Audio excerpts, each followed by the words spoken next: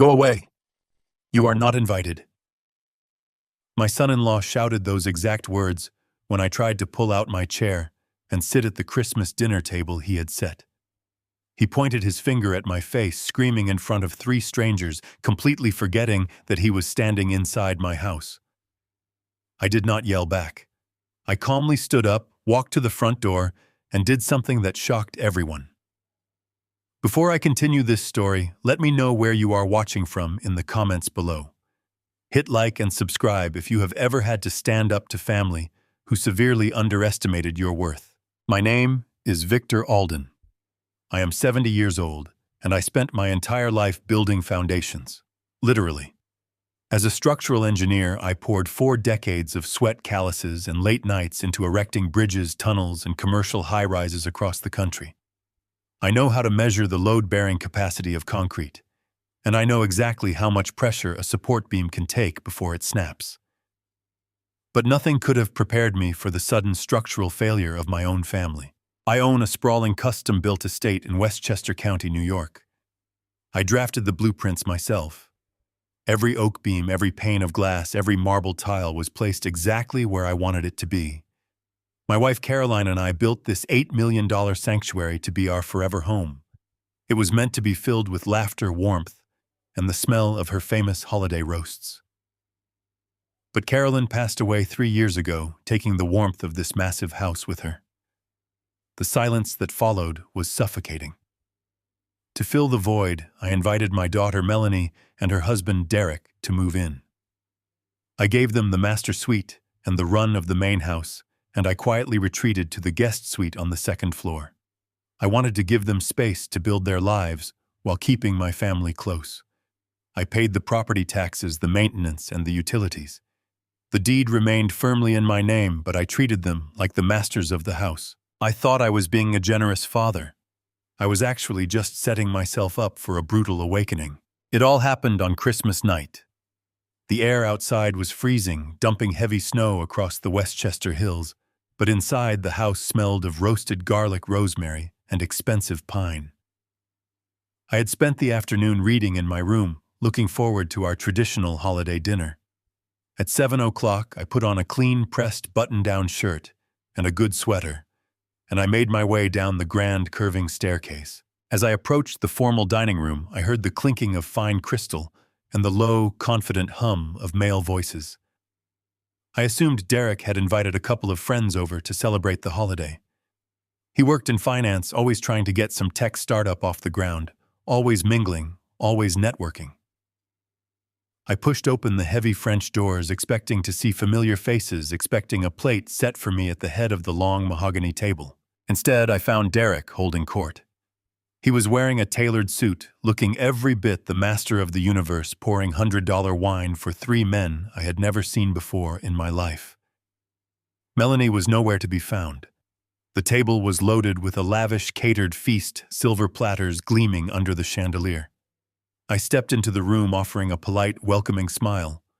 I walked toward my usual chair at the head of the table, resting my hand on the carved wooden back. Derek stopped mid-sentence. The color drained from his face, instantly replaced by a deep, dark flush of anger. He slammed his crystal glass down onto the table so hard the stem nearly snapped. The sound echoed like a gunshot, freezing the room. "Go away. You are not invited." He spat the words at me, pointing his index finger right at my chest. His voice was not just loud. It was dripping with absolute, unfiltered contempt. He looked at me as if I were a beggar who had wandered in from the street to soil his perfect gathering. In my own dining room, under the roof I paid for. The 3 strangers stopped eating. They stared at me, then at Derek, shifting uncomfortably in their seats. Any other man might have shouted back. Any other father might have reminded this arrogant kid exactly whose house he was standing in, whose table he was eating on, and whose money was keeping the lights on. But I am an engineer. When I see a crack in the foundation, I do not hit it with a hammer.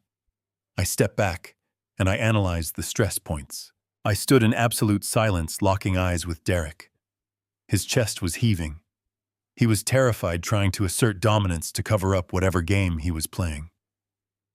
Then I shifted my gaze to the 3 guests sitting at my table. Derek had always claimed he rubbed shoulders with elite venture capitalists and high-end tech investors, but these men did not fit that profile. They were not wearing the relaxed, expensive, casual wear of Silicon Valley angels, nor the bespoke tailoring of Wall Street executives. They wore cheap, off-the-rack suits that bunched at the shoulders. They had thick, scuffed briefcases resting by their feet. Their eyes darted around the room, taking in the crown molding the imported chandeliers, the square footage of the space.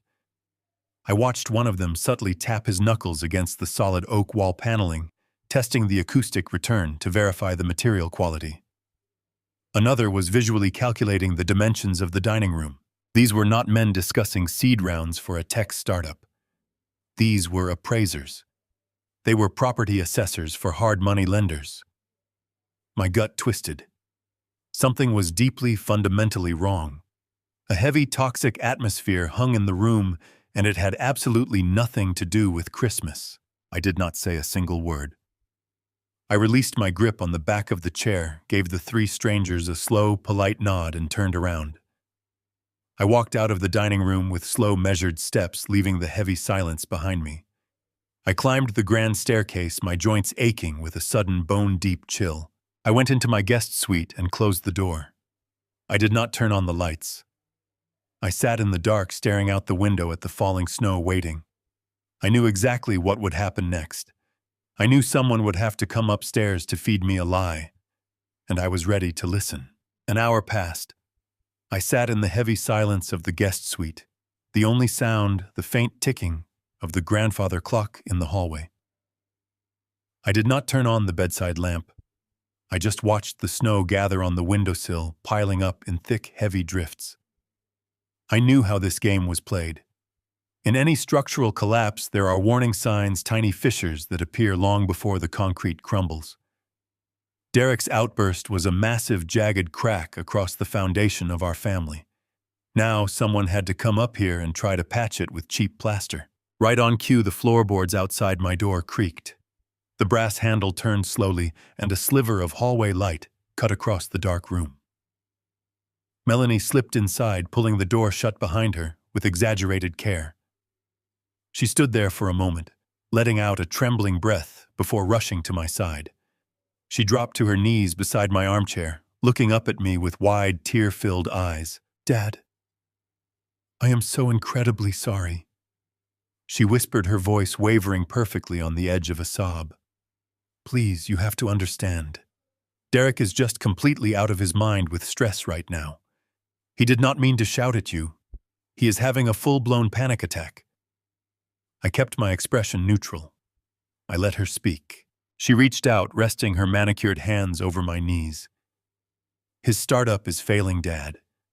They are on the verge of absolute bankruptcy. We could lose everything. Those men downstairs, they are angel investors from a private equity firm in Manhattan. They are our last hope to keep the company afloat. But they are ruthless. They demand to see a founder who projects absolute power, a man who owns his world. Derek needed them to believe he is the master of this estate, that he has immense personal wealth backing his ventures. When you walked in, he panicked. He thought they would see him as just a guy living in his father-in-law's house. Please, Dad, I know it was terribly disrespectful, but can you just eat your dinner up here tonight? Just this one night for me, it is just a desperate act to save our future." I looked at my daughter, my only child. For a moment, the dark room faded, and I saw the little girl who used to wait for me by the front door 40 years ago.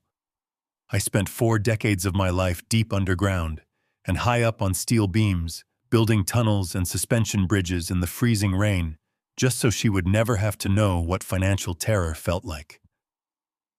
Every drop of sweat, every hour of overtime was poured into a trust fund for her future and into the very bricks of this $8 million estate. When her mother, Carolyn, passed away 3 years ago, the silence in this massive house became a physical weight. It crushed my chest. The empty halls echoed with memories I could no longer touch. So I offered Melanie and Derek the master wing. I handed them the keys to the kingdom. I wanted the house to breathe again. I wanted to hear footsteps and laughter. I retreated to this guest suite, paying the property taxes and the maintenance out of my own pocket, stepping aside so my daughter could build her life.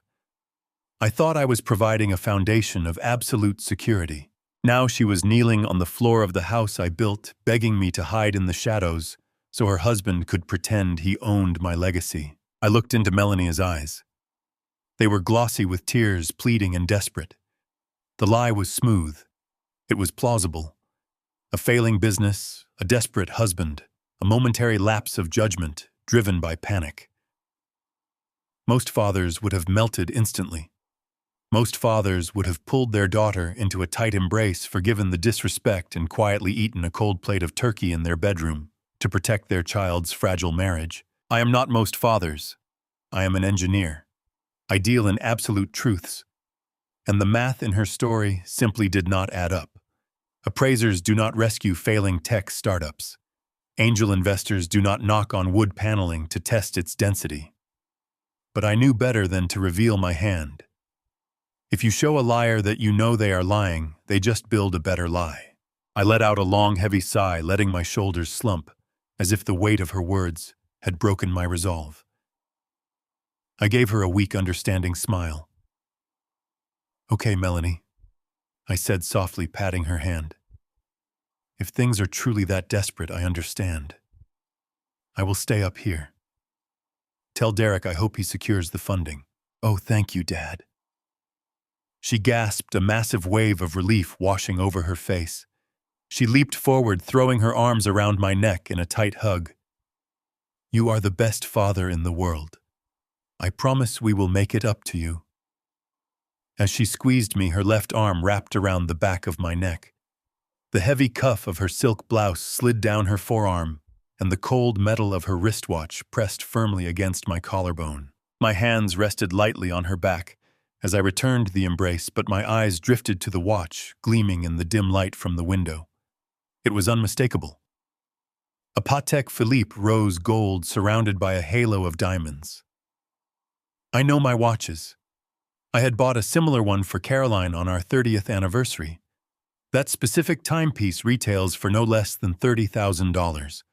It was brand new, the gold unblemished, the leather strap stiff and pristine. She pulled away, completely unaware of what I had just seen. If they were truly facing absolute total bankruptcy, where did this expensive new luxury watch suddenly come from? I did not say another word about the watch.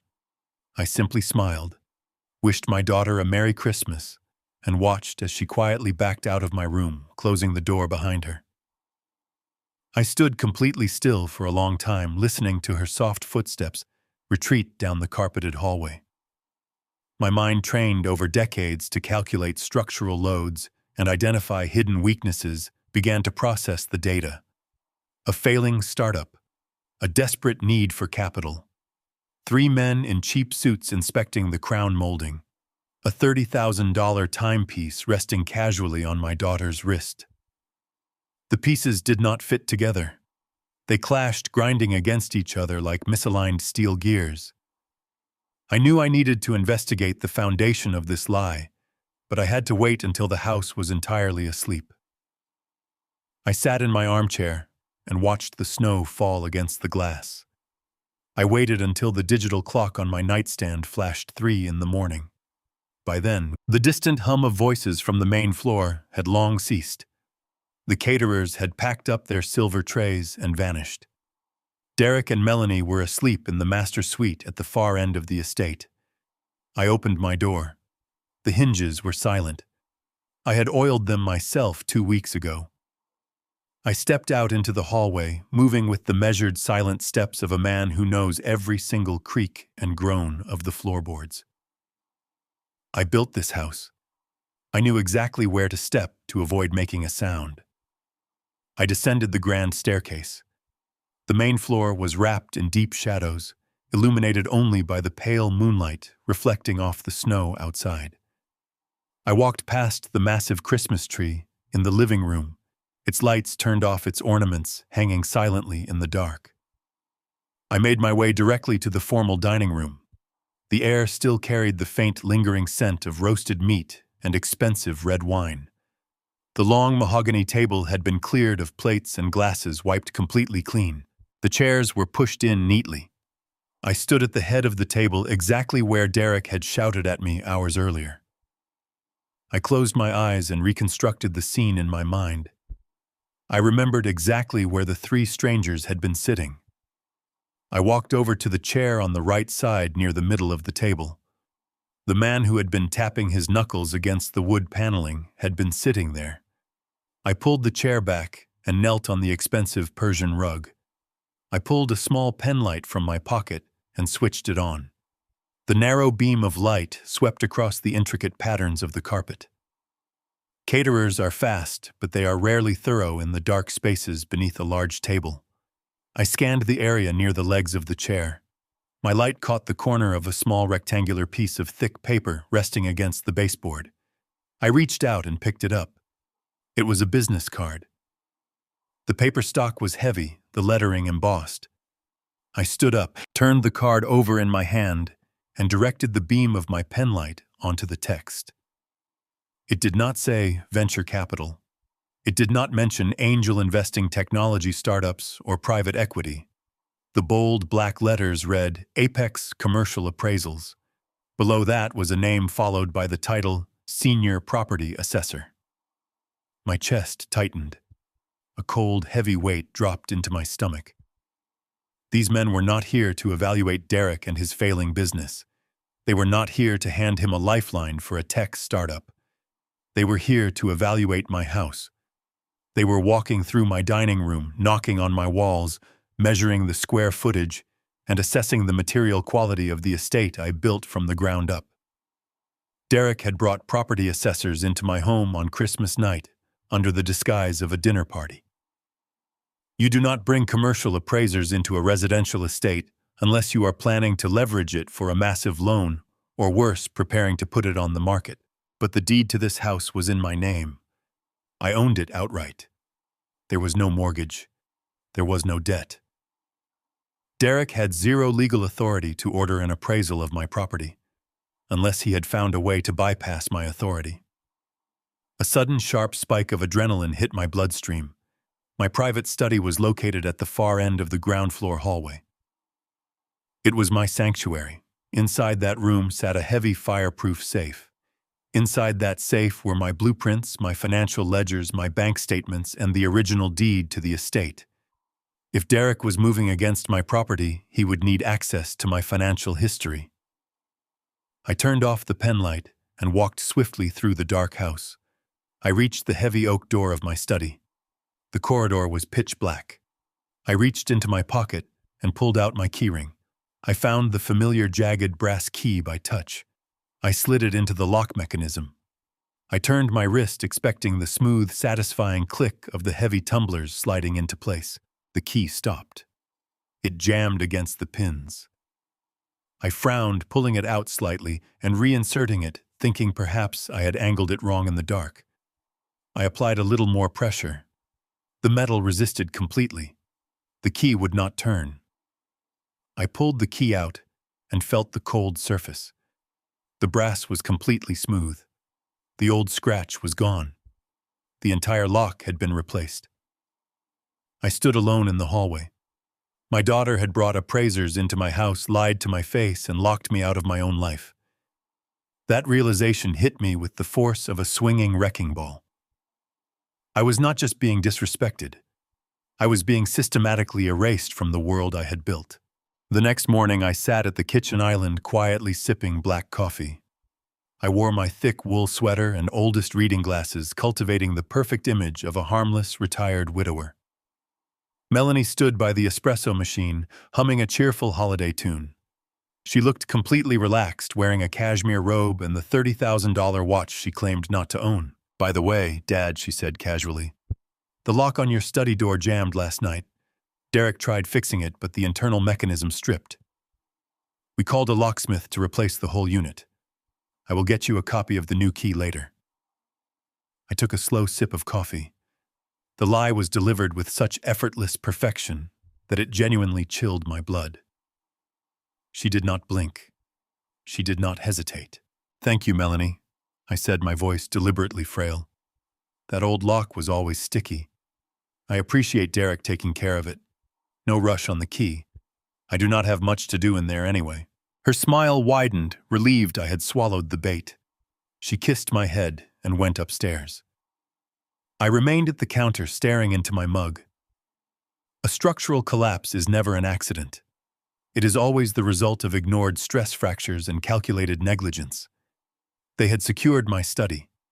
They were protecting whatever paperwork Derek was generating inside. But paperwork requires a paper trail, and a paper trail requires the postal service. I finished my coffee and walked out to the front porch.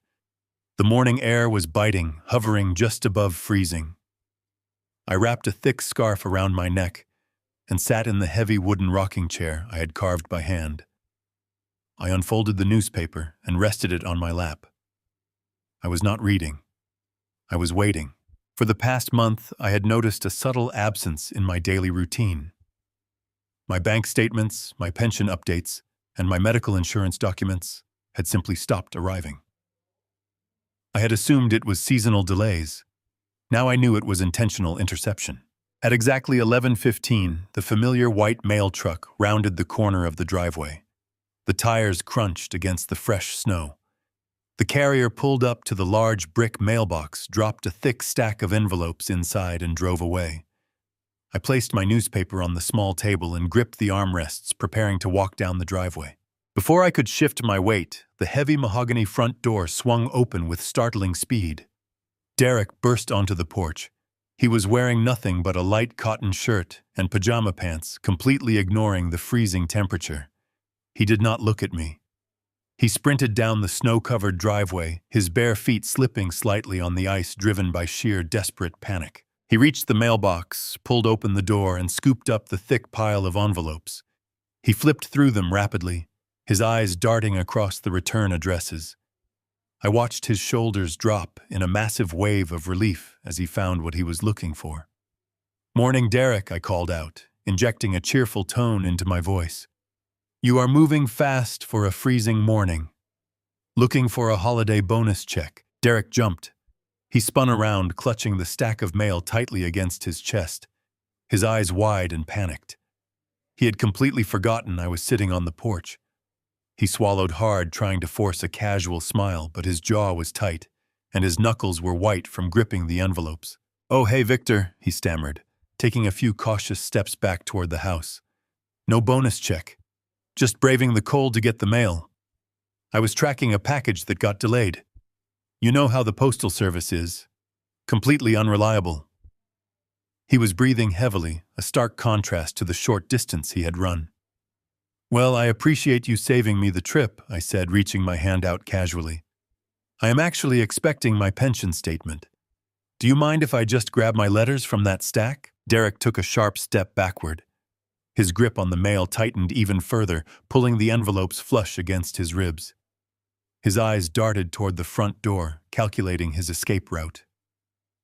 "Actually, Victor, this is mostly just junk mail," he said rapidly, his voice pitching higher than normal. "And a bunch of confidential documents for my startup. I need to take this inside and sort it for security reasons. I will bring your letters right up to your room. I promise." I let my outstretched hand fall slowly back to my side. I just watched him sweat in the freezing cold. "That sounds perfectly reasonable, Derek," I said, my voice completely smooth. "Take your time. I know how important business security is." He let out a shaky breath, nodded quickly, and hurried past me up the stairs. As he brushed past my shoulder, his frantic movement caused the stack of mail to slip slightly in his frozen fingers. The top envelopes shifted, revealing the corner of a thick official document hidden near the bottom. It was only visible for a fraction of a second, but my eyes were trained to catch the smallest details. The envelope was not a bank statement. It bore the crest of a government office.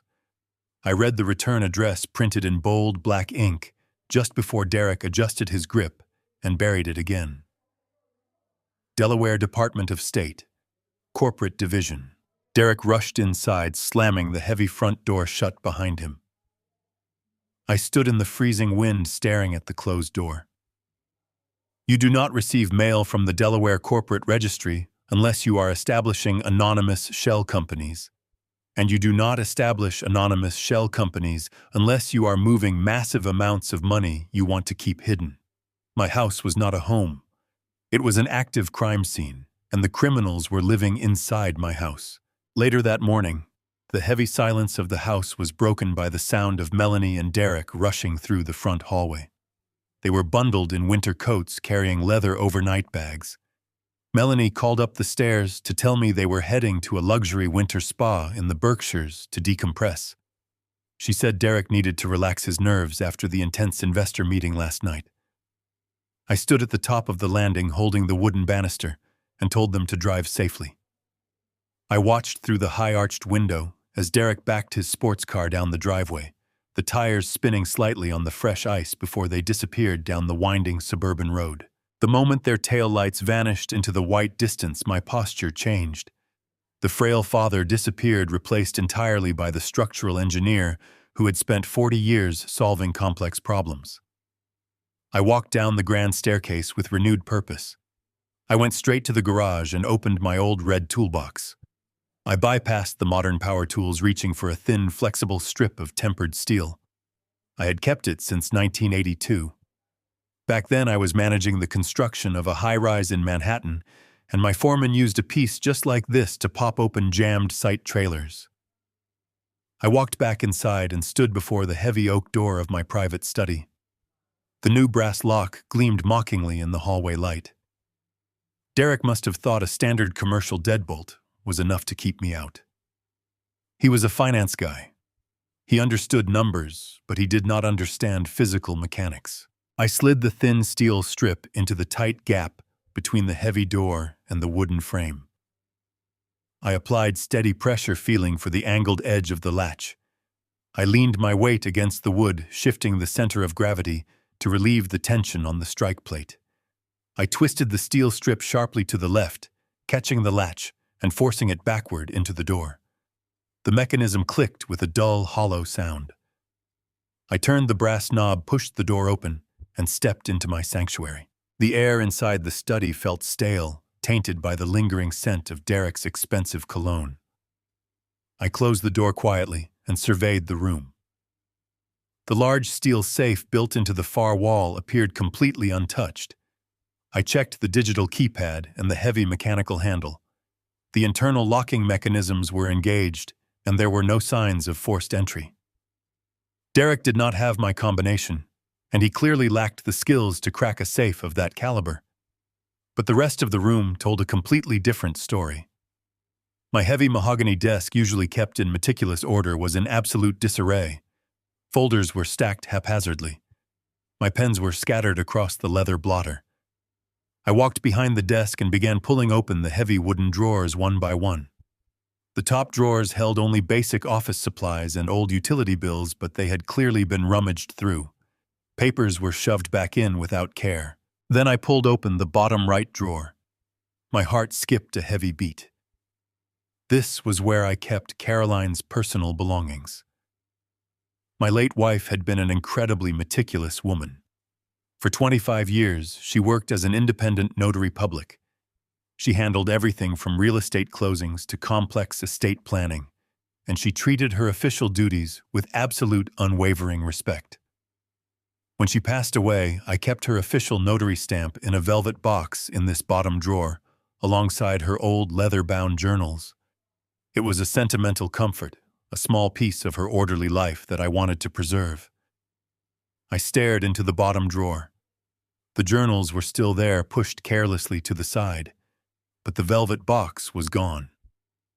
Caroline's official expired notary stamp was missing. A cold wave of nausea washed over me. The violation was sickening. They were not just rummaging through my financial records to assess the property value. They had stolen the official seal of a dead woman.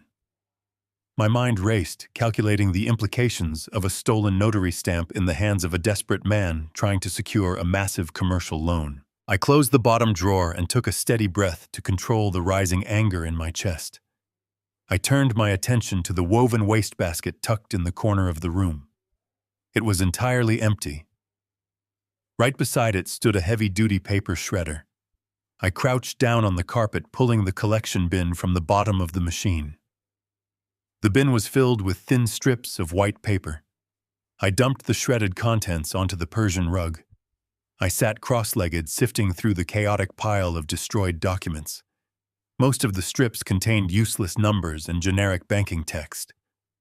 But then a flash of bright yellow caught my eye. I carefully pulled out a few crinkled strips of yellow adhesive paper. They were pieces of a torn, sticky note. I flattened them against the hard floor, aligning the jagged edges together like a fragile jigsaw puzzle. Derek had written on it with a black marker. I moved the strips around until the thick black strokes formed readable letters. I stared down at the reassembled note, my blood turning to ice as the words came into sharp focus. The message consisted of only a few hastily scribbled words. It read, POA-expedited, wire ready by the 12th, power of attorney. The puzzle pieces suddenly locked together with devastating clarity. Derek had stolen Caroline's notary stamp to fraudulently validate a forged power of attorney document. He was legally stripping away my right to control my own life, my finances, and my estate. The wire transfer was scheduled for the 12th, which was only a few days away. They were running a countdown to steal everything I had built. I gathered the shredded pieces, slipping them into my pocket. I did not storm out of the study. I did not march down the hallway to kick down the master bedroom door and demand answers. As an engineer, I know hitting a structural failure blindly only causes the building to collapse on you. A trapped rat will bite, and if I confronted Derek and Melanie now, they would simply spin another lie, destroy the remaining paperwork, and find a more insidious way to bypass my authority.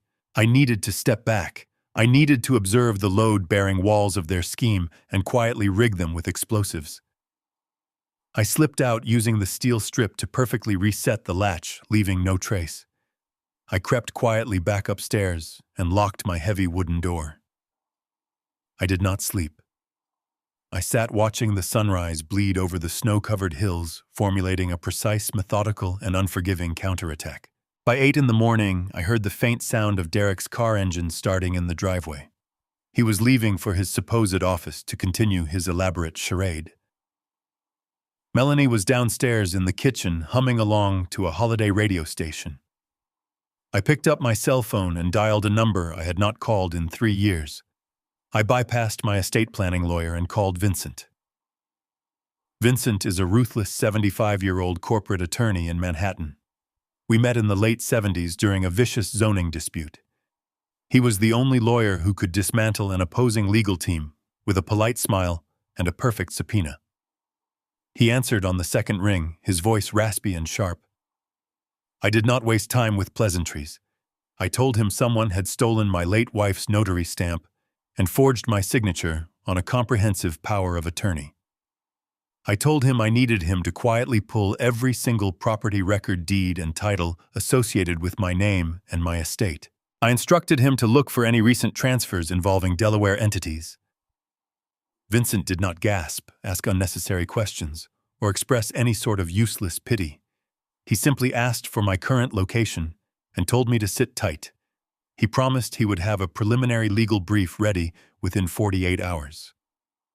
I thanked him, hung up the phone, and took a deep breath. The first structural support had been put in place. Now I needed to clear the blast radius. I spent the day acting exactly how my daughter and her husband expected. I was the slow, mildly confused, accommodating old man. That evening, Melanie prepared a lavish dinner. She roasted a chicken with root vegetables, pouring my favorite red wine into expensive crystal glasses. Derek returned home looking unusually cheerful, his earlier panic completely masked by a slick, confident demeanor. We sat down together at the smaller wooden kitchen table. I waited until we were halfway through the meal before I set my trap. I slowly massaged my aching right knee with a heavy sigh, wincing slightly as I set down my fork. I complained about the bitter winter cold settling deep into my bones. I told them the chilling wind was making my arthritis absolutely unbearable. Then I casually announced that my old friend Richard had invited me to his remote hunting cabin up in northern Maine for a 2-week ice fishing trip. I emphasized that the cabin was completely off the grid. No internet, no landline, and absolutely zero cellular reception. I told them I would be leaving the very next morning, wanting to escape the busy holiday aftermath and find some quiet time by the frozen lake. The immediate shift in the room was palpable. I watched Derek's eyes widen. He quickly lowered his head to hide a massive, undeniable spark of joy. Melanie placed her hand over her chest, feigning sudden concern. She asked if I was sure my joints could handle the freezing temperatures of Maine. I smiled softly, assuring her that the cabin had a heavy wood stove and that the absolute isolation was exactly what I needed. Derek chimed in, his voice dripping with forced sincerity. He told me it sounded like a fantastic idea, insisting that I deserved a long, uninterrupted break. They were practically handing me my heavy winter coat right then. To them, my sudden departure was a miraculous stroke of luck. It gave them a massive, unmonitored window to execute their wire transfer without the risk of me asking questions, checking the mail, or answering a bank verification call. The following morning, the sun rose over a thick blanket of pristine white snow. I packed 2 heavy duffel bags with winter gear, thermal boots, and thick wool blankets. I made a show of struggling to load them into the trunk of my heavy-duty truck. Melanie brought me a thermos of hot coffee, hugging me tightly on the front porch. She told me she loved me and promised to keep the house warm while I was gone. Derek stood behind her, waving politely, already mentally spending the millions he was about to steal. I slowly climbed up into the driver's seat, started the engine, and pulled out of the long, winding driveway. I watched my beautiful $8 million estate shrink in the rearview mirror until it disappeared behind the tree line. I drove north on the highway for exactly 10 miles, letting the scenery blur past me. Then I smoothly took the very next exit, crossed over the overpass, and turned around. I did not drive to a remote cabin in Maine. I drove to a cheap, forgotten motel sitting on the edge of the neighboring town, barely 3 short miles away from my own front door. I pulled into the empty parking lot, grabbed my bags, and checked myself into a dingy, dimly lit room on the ground floor. My brand new, fully operational war room was now officially and completely established. I sat on the edge of the sagging mattress, staring at the peeling floral wallpaper, when a sharp, authoritative knock broke the silence. I opened the door. Vincent stood under the flickering amber light of the motel walkway. He wore a tailored charcoal topcoat over a 3-piece suit, looking entirely out of place in the desolate parking lot. Behind him stood a younger man in his early 30s, carrying 2 heavy matte black cases. Vincent stepped into the room, his sharp eyes taking in the dismal surroundings with a brief, grim nod. He introduced the young man as Gabe. Gabe was a former private military cybersecurity contractor who now specialized in corporate espionage and digital asset recovery for Vincent's most affluent clients. I liked him immediately. He did not ask how I was feeling. He simply set the heavy cases on the small circular table, unlatched the heavy metal clasps, and began booting up a complex array of encrypted laptops and specialized signal processors. Vincent handed me a thick manila folder. He had pulled the property records just as I asked. The preliminary brief confirmed my absolute worst fears. Derek was actively attempting to leverage the entire equity of my $8 million estate to secure a high-risk commercial loan to float his sinking technology company. He was using the forged power of attorney to bypass my signature entirely. The wire transfer was locked and loaded for the 12th. We had exactly 4 days to totally dismantle his operation. Gabe initiated a brute force sequence to penetrate the wireless network of my massive estate. His fingers flew across the illuminated keyboard lines of complex green code reflecting against his thick glasses. 10 minutes passed in absolute silence. Then Gabe let out a frustrated breath. He leaned back in his chair, shaking his head slowly. He explained that Derek had completely overhauled the digital security of the house. The network was locked behind enterprise-grade firewalls and heavy encryption protocols. It was a digital fortress. Hacking it remotely would take weeks, time we simply did not have. I stood up and walked over to the small window, looking out into the freezing night. Derek thought he had secured the perimeter. He thought he could lock me out of my own digital network. But a house is much more than wireless routers and floating data. A house is a physical machine with veins and arteries. I built that estate with my own 2 hands. I laid the massive foundation. I installed the commercial-grade environmental systems. I turned to Gabe and asked him if a hardwired analog connection would bypass the firewall. Gabe nodded slowly, confirming that a direct physical link to the mainframe would grant him absolute, unrestricted administrative access. I smiled. When I installed the industrial heating and cooling systems in the basement 20 years ago, I integrated a hidden analog access port directly into the main control panel to run diagnostic tests without needing a computer. It was a direct, unfiltered line into the nervous system of the entire house. At exactly 2 in the morning, I parked my truck a quarter of a mile down the road from my estate. The temperature had plummeted, and the air was razor-sharp. I wore dark clothing and carried a small specialized toolkit Gabe had prepared for me. I moved silently through the dense snow-covered woods bordering the property line. I approached the rear elevation of the massive house, keeping my profile low against the stone foundation. I reached the slanted steel storm doors leading down into the subterranean basement. Derek had undoubtedly armed the modern perimeter alarms, but he did not know about the manual override I had buried inside the external utility box. I bypassed the magnetic sensors with a simple copper shunt and eased the heavy steel doors open. I descended into the absolute darkness of the concrete basement. I navigated purely by memory, moving silently past the massive water heaters and the central boiler. I reached the primary control panel hidden behind a false utility wall. I pried the steel cover off, revealing the dusty analog interface. I pulled Gabe's specialized transmitter from my pocket. It was the size of a matchbox, equipped with a heavy-duty coaxial cable. I plugged the connector firmly into the diagnostic port. A tiny green light blinked to life. Gabe was in. Now I needed audio. I crept quietly up the wooden basement stairs and eased the door open into the main hallway.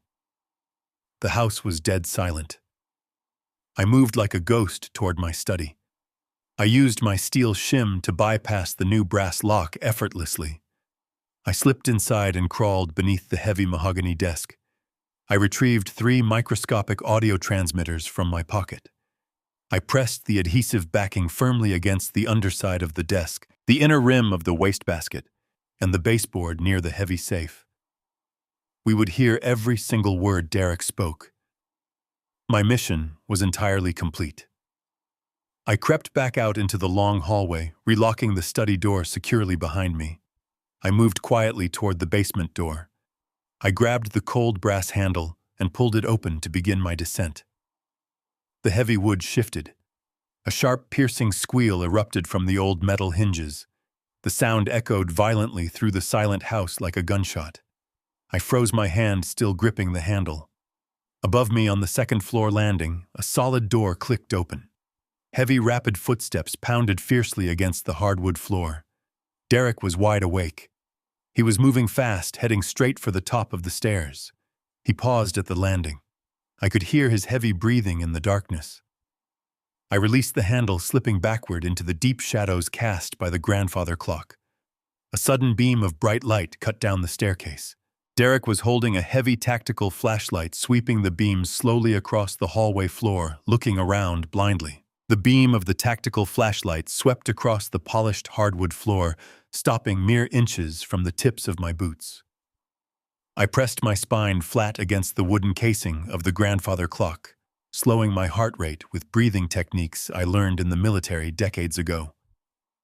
Derek stood at the top of the grand staircase, sweeping the intense light back and forth across the shadowy foyer.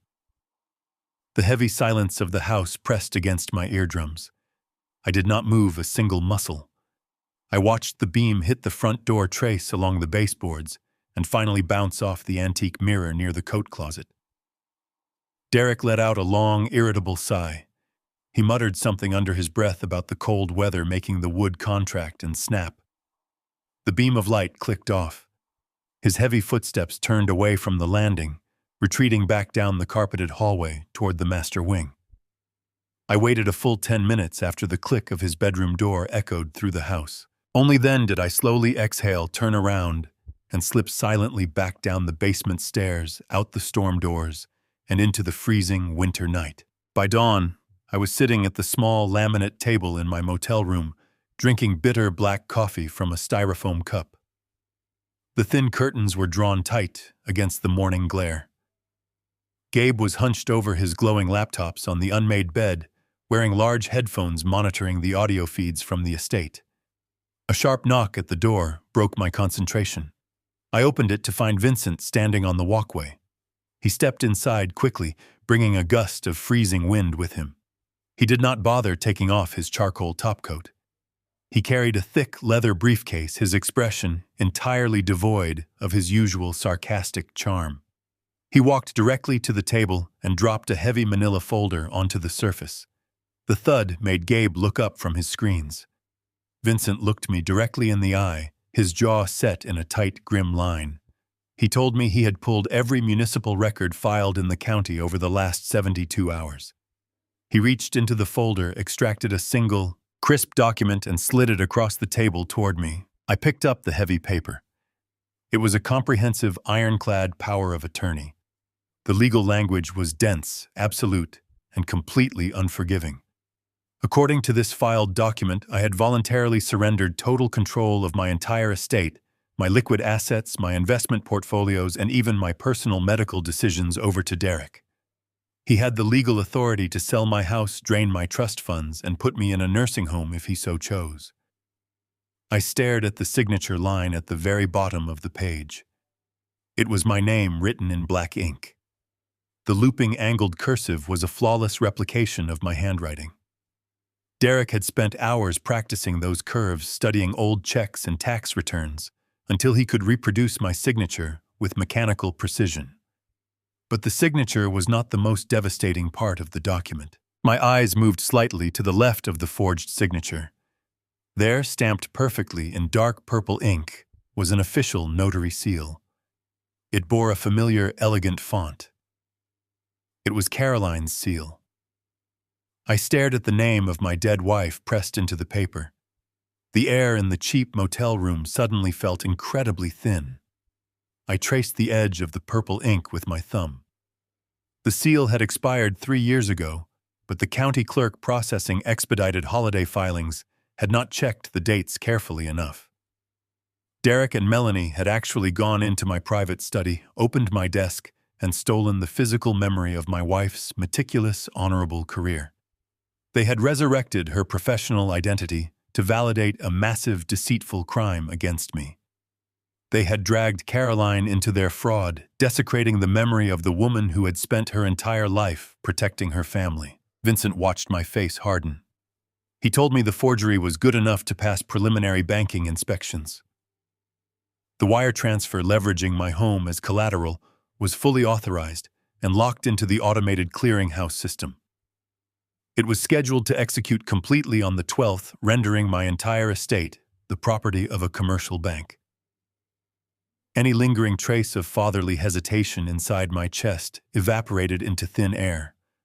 There was no more sadness. There was no more confusion about my daughter's motives or a desire to salvage our broken family dynamic. They had crossed a line that could never be uncrossed. I placed the document back onto the table and looked up at Vincent. I told him we were not going to stop the wire transfer. I told him we were going to let them step right up to the very edge of the cliff, and then we were going to pull the ground out from beneath their feet. Before Vincent could respond, Gabe pulled his headphones off his ears and spun around in his chair. He tapped the glowing screen of his primary laptop rapidly. He announced that he had successfully bypassed the localized encryption on Derek's personal email server using the hardwired backdoor I had provided. Gabe pulled up a series of intercepted communications. He projected the emails onto a secondary monitor for us to read. Derek was not securing a standard commercial loan from a reputable bank. No legitimate bank would approve a massive cash wire on an expedited holiday schedule with a failing startup as the primary guarantor. Gabe pointed to the sender address on the emails. Derek was actively communicating with a shadow lending firm operating out of a shell company in Delaware. They were a predatory high-interest bridge loan syndicate known for ruthless collection tactics. Derek was trading the deed to my own home for an immediate, completely untraceable offshore cash injection to hide his corporate bankruptcy. Vincent closed the thick manila folder and leaned back in the cheap plastic chair. Gabe tapped a final rapid sequence of commands into his illuminated keyboard, securing our direct connection. A sharp hiss of static suddenly filled the small, dim motel room, followed almost immediately by the incredibly clear, distinct sound of a heavy wooden door clicking shut. The microscopic audio transmitters I had planted beneath the mahogany desk and along the baseboards were fully operational. The digital feed was completely pristine. I could hear the faint rhythmic thud of expensive leather shoes pacing back and forth across the intricate Persian rug in my private study. It was Derek. His breathing was heavy, jagged with undeniable panic. A sudden electronic chime indicated he was placing a call on the desk phone. The dial tone echoed briefly through our speakers before a coarse metallic voice answered coldly on the other end. The man did not offer a polite greeting. He did not ask how Derek was doing. He simply asked if the asset transfer was finally ready to clear. Derek stopped pacing. I could hear the rustle of his clothing as he leaned close to the microphone. His voice was practically trembling, with a pathetic, sickening mixture of false arrogance and absolute unadulterated terror. He assured the man that the paperwork was completely flawless. He explicitly stated that the expedited power of attorney was fully notarized, officially logged with the county clerk, and legally bulletproof. I gripped the edge of the laminate table. Hearing the casual validation of my stolen legacy made my jaw clench tight. The man on the speakerphone sounded entirely unimpressed. He coldly reminded Derek that their private lending syndicate did not care about the county clerk or the local municipal codes. They only cared about the physical collateral. He demanded to know why a supposedly brilliant, successful technology founder needed an $8 million bridge loan transferred through an anonymous Delaware shell company by Friday afternoon. The silence that followed his question was thick and suffocating. Then the dam broke. The absolute truth poured out of Derek in a frantic, desperate rush of words. There was no failing startup. There was no temporary cash flow problem requiring a minor injection of venture capital. Derek confessed that he had secretly embezzled $6 million of his own clients' investment funds over the past 14 months. He had diverted the stolen capital into a highly illegal offshore cryptocurrency scheme, fully expecting to double the money quickly and quietly replace the principal before anyone noticed it was gone. Instead, the entire digital exchange collapsed overnight. The hidden vault was emptied, the servers went dark, and the $6 million completely vanished into thin air.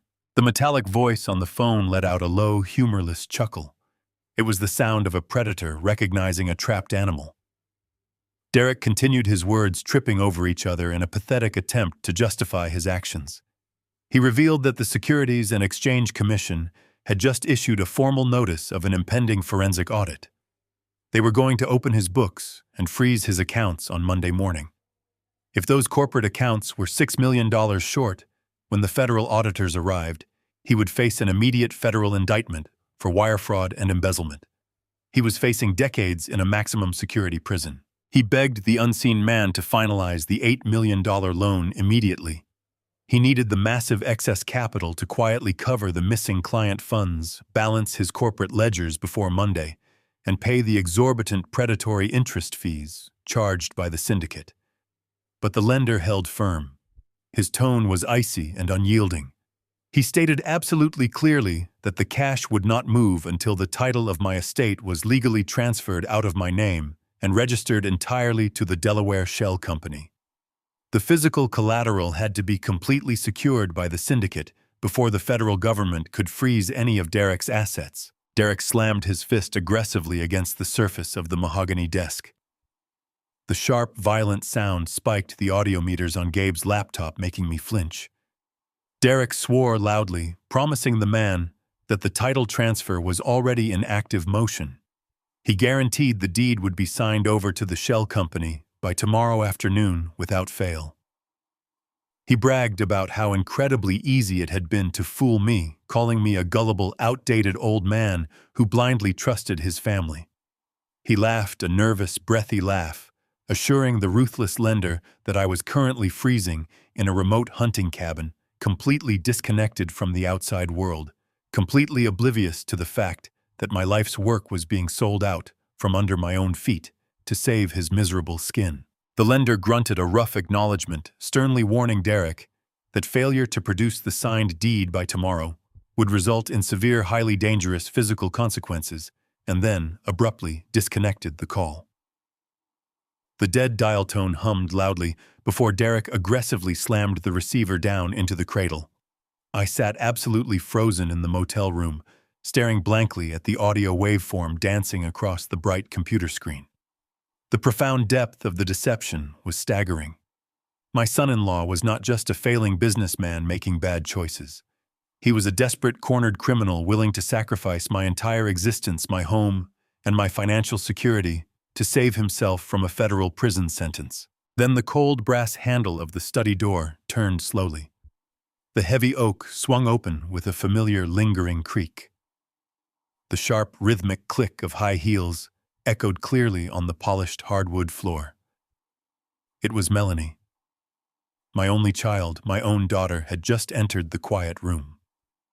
I closed my eyes tightly, gripping the table until my knuckles turned bright white, and held my breath in anticipation, desperately hoping to hear her tell him to stop this unforgivable madness and protect her more loving father.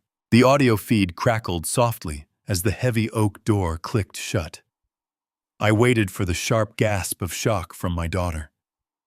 I waited for her to demand an explanation, to yell at her husband for jeopardizing our family, for betraying the man who had provided her with every advantage in life. Instead, the hidden microphone picked up the distinct crystalline clink of ice dropping into a heavy glass tumbler.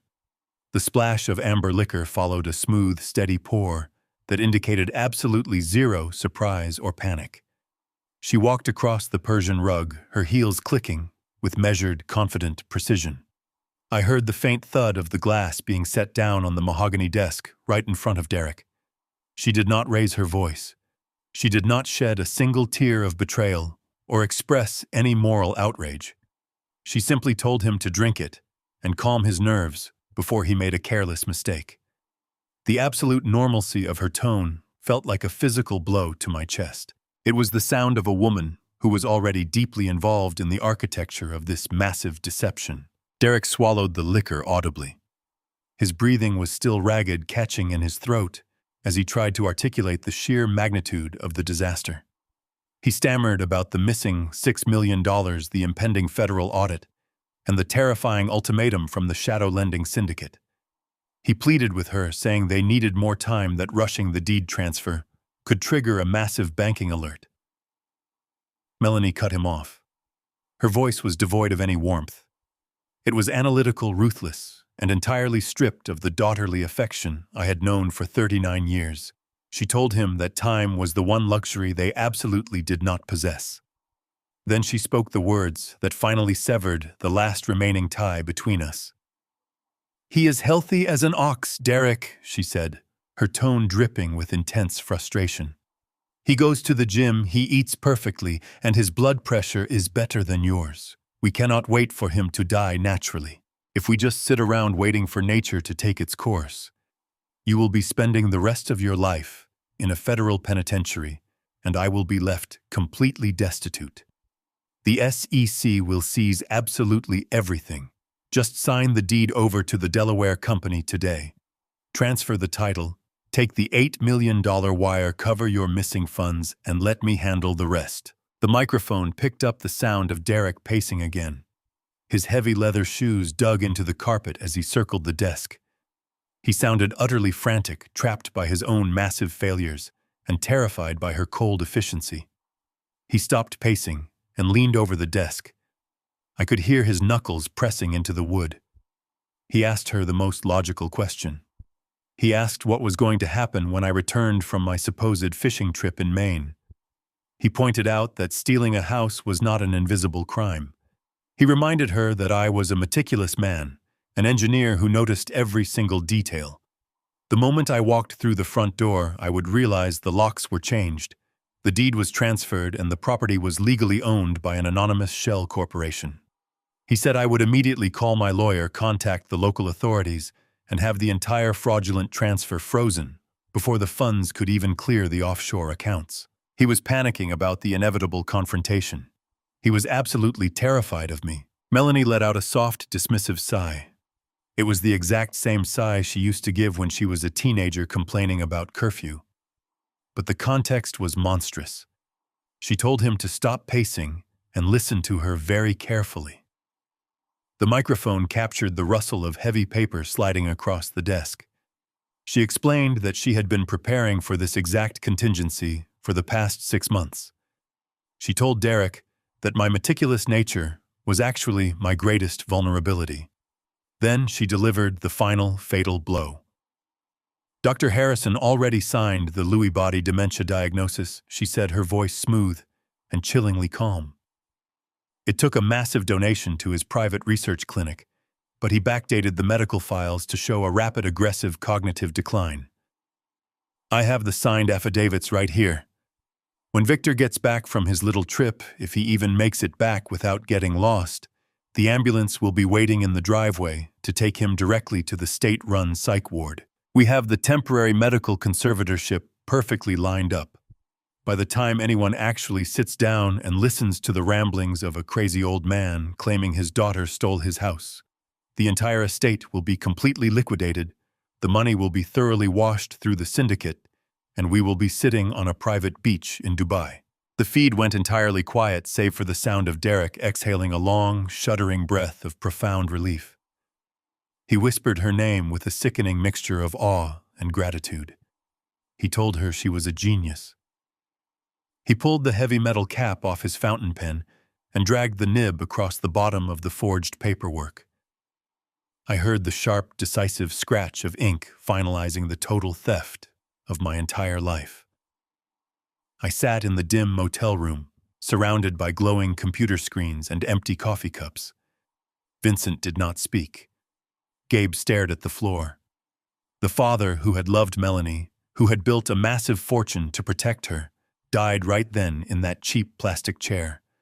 There was no grief left inside me. The tears I might have shed were burned away by a cold, calculating rage. They thought they had engineered the perfect collapse. They thought I was just a sad, defenseless, crazy old man.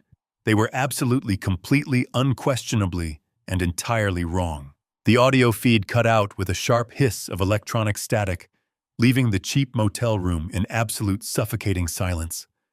Gabe slowly reached forward and carefully muted the audio receiver. I did not move. I sat completely rigid in the molded plastic chair, staring blankly at the peeling floral wallpaper. The faded yellow petals seemed to blur completely together as my mind processed the sheer magnitude of the horror I had just witnessed. My own daughter. The little girl I had carried on my shoulders, the child I had built an empire to protect, had just calmly arranged my psychological execution. She did not just want my money.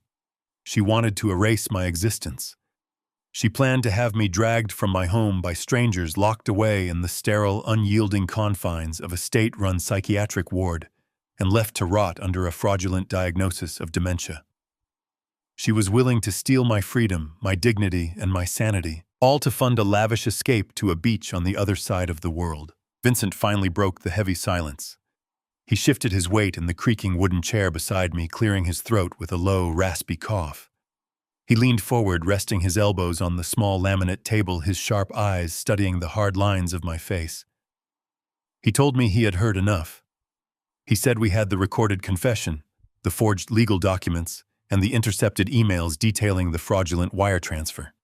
He reached into his tailored charcoal coat, pulled out his mobile phone, and placed it flat on the table.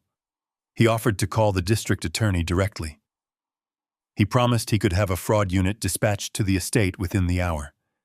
They could arrest Derek for the embezzlement and the forgery, and they could detain Melanie as a willing co-conspirator.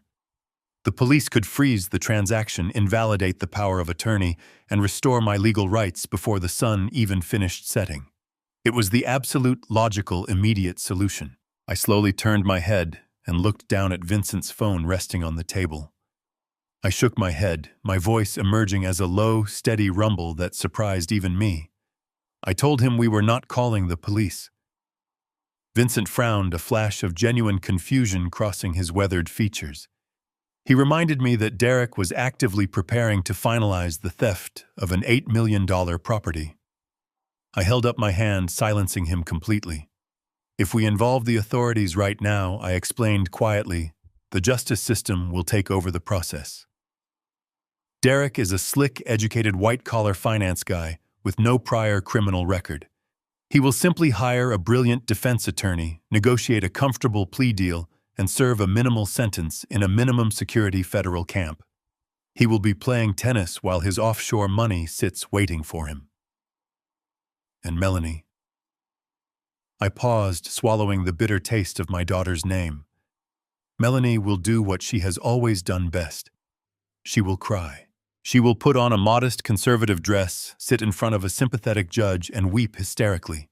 She will claim Derek manipulated her, that she had no idea about the stolen funds, and that she was merely a terrified, submissive wife following the orders of an abusive husband. The courts will let her walk away completely free, carrying the role of the tragic victim. I stood up from the plastic chair and walked over to the small, grimy window of the motel room. I gently pushed aside the heavy curtain and looked out into the gray afternoon. I calmly told Vincent that I did not want them arrested. A simple arrest is a rescue. It stops the bleeding and provides a safe, structured, predictable outcome. I absolutely did not want to save them from their own greed. I wanted them ruined. I wanted to build a trap so massive, so structurally heavy, that it would crush them both simultaneously, leaving no room for plea deals, sympathetic judges, or tearful excuses. If you want to demolish a corrupt building, you do not just chip away at the superficial plaster. You find the primary load, bearing pillars holding up the entire scheme. You wait until the exact moment the maximum weight is applied, and then you detonate the foundation. I wanted Derek and Melanie to experience the precise, terrifying moment when they realized their perfect escape plan was actually a concrete vault, locking them inside their own destruction. I wanted the shadow lending syndicate to turn on them, the federal auditors, to trap them and their stolen wealth to vanish into thin air. Vincent remained perfectly still for a long moment, absorbing the unyielding finality of my words. He looked at me, an older man who had just traded his fatherly grief for absolute calculated vengeance. Slowly, a dark, understanding smile spread across his sharp, weathered face. He nodded his head in complete agreement. He quietly picked up his mobile phone from the laminate table and slid it silently back into his coat pocket. The local police were officially off the table. He turned his attention back to the glowing screen of his heavy laptop. He adjusted his glasses, his fingers hovering over the keyboard with practiced precision. He told me that if we were going to build a trap capable of crushing a corporate embezzlement scheme and a shadow loan shark simultaneously, we needed to completely dismantle the architecture of their escape route. We begin with the money, Vincent said smoothly. He slowly opened a complex, encrypted database, bringing up the intercepted routing numbers and the official incorporation documents Derek had filed. We leaned over the screen together, the blue light reflecting in the dim motel room.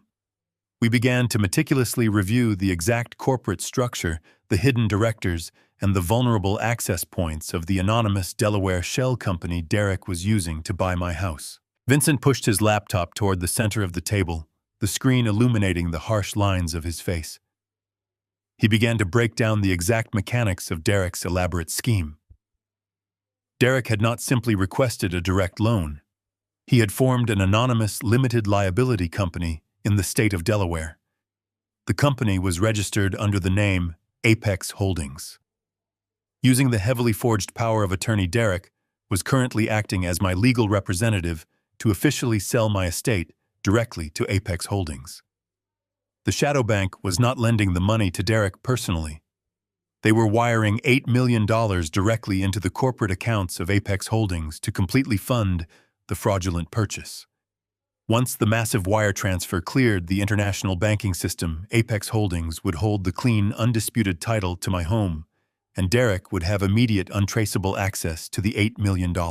He could quietly replace the missing $6 million from his failing startup pocket, the remaining $2 million, and walk away with clean hands while I rotted in a psychiatric ward. It was a classic, structurally sound method of moving illegal money. But as an engineer, I know that every structure has a definitive stress point, a load-bearing column that, if fractured, brings the entire building down. I leaned closer to the bright screen, scanning the dense blocks of corporate registration data. I pointed to a specific line of text listing the corporate registered agent. Derek had been arrogant, but he had also been incredibly cheap.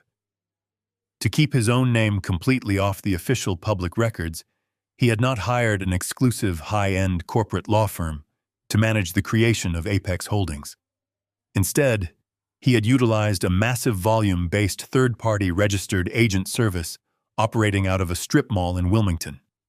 They were a faceless corporate mill that processed thousands of shell companies every single day for a minimal monthly subscription fee. That was the critical flaw in the concrete. That was the microscopic crack in the foundation.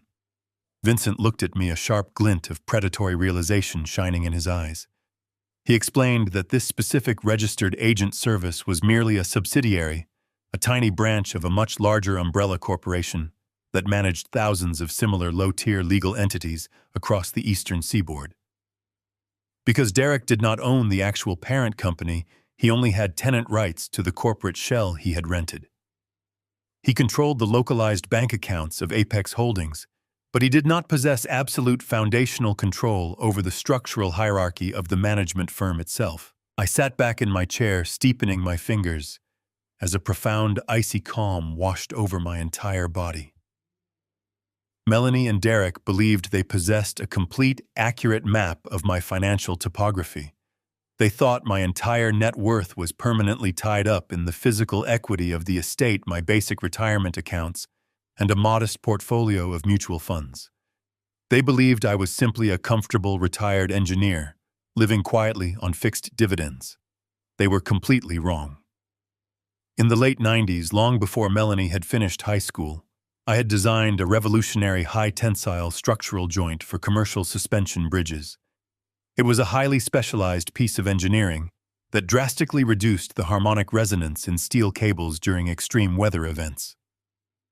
I patented the design, and 3 years later, I quietly sold the exclusive manufacturing rights to a massive global infrastructure conglomerate. The sale generated an astronomical amount of liquid capital. I had placed the vast majority of those funds into a series of blind, untouchable trusts. Melanie genuinely believed I had spent the modest profits from that old patent decades ago on our early family vacations and her expensive college tuition. She had no idea that a massive 8-figure war chest had been sitting quietly in the dark, gathering compound interest for nearly 30 years, waiting for a day exactly like this. I turned to Vincent, my voice dropping an octave, carrying the heavy, unyielding weight of absolute certainty. I asked him for a precise, rapid valuation of the umbrella corporation that controlled the registered agent service in Delaware. Vincent pulled up a secondary financial terminal on his laptop, his fingers flying across the keys. After a few tense moments of scrolling through public trade data and corporate filings, he looked up. He stated that the parent company was publicly traded, but currently suffering a significant, sustained dip in their quarterly stock valuation. Their total market capitalization was hovering just under $12 million. They were vulnerable, highly leveraged, and desperate for an immediate cash acquisition. I leaned forward, resting my forearms flat against the cold surface of the table. I did not want to file a lawsuit. I did not want to send a cease and desist letter or alert the authorities to the fraudulent activity. I wanted to become the authority. I looked directly into Vincent's eyes and gave him a single uncompromising directive. I ordered him to legally, forcefully, and completely buy the umbrella corporation. I told him to drain the entirety of my hidden trusts, bypass the standard corporate negotiation channels, and execute a hostile immediate cash buyout of their majority shares by the end of the business day. I wanted to own the corporate mill. I wanted to own the registered agent service. And most importantly, I wanted to become the absolute, legal, undisputed owner of Apex Holdings. This move would grant me total dominance over their financial destiny. Derek had built a sophisticated, high-stakes financial guillotine designed specifically to sever my head from my own massive fortune. But he fundamentally failed to realize one crucial detail about the blade he was using. I was about to reach out and buy the hands that held the very rope. The treacherous game was finally over. I was now playing strictly by my very own unyielding, ruthless rules, and they would never see it coming. Vincent did not waste a single second. He immediately transformed the cramped motel room into a high-stakes corporate command center. He pulled a secondary encrypted mobile phone from his inside pocket and began dialing a rapid succession of offshore bankers, senior corporate attorneys, and specialized wealth managers. I sat completely still, listening to the surgical precision of his voice as he initiated the hostile takeover. He authorized the immediate liquidation of $12 million from my blind trusts, moving the massive sum of liquid capital across 3 different international banking channels to completely obscure the origin point. It was a breathtaking display of financial aggression. He was systematically purchasing the outstanding majority shares of the umbrella corporation that controlled the Delaware-registered agent mill. I watched the digital transaction ledgers rolling across his laptop screen. Within 45 minutes, the initial stock acquisitions began to clear. Vincent ruthlessly bought out the voting rights of 3 different silent partners, absorbing their equity directly into a newly formed holding company that I legally owned. We were aggressively moving up the corporate ladder, bypassing the standard regulatory waiting periods by offering a massive cash premium that the desperate parent company simply could not refuse. By 10 o'clock in the morning, the corporate warfare was complete. I was now the absolute undisputed majority shareholder of the Delaware-registered agent firm. I legally controlled Apex Holdings. I owned the very shell company Derek was using to steal my house, but the trap was not fully set. We still needed Derek to blindly execute his side of the fraudulent transaction. Gabe had been sitting completely silent at his workstation, his eyes locked onto a split-screen monitor. He suddenly raised his hand, signaling us to stop talking. He pointed to a stream of raw data flooding across his left monitor. Derek was awake, and he was currently logging into his secure administrative portal. He was initiating the final sequence for the $8 million wire transfer. Gabe tapped a few keys, mirroring Derek's laptop screen perfectly onto our display. We could see exactly what Derek was seeing. He had the forged power of attorney uploaded as a high-resolution document.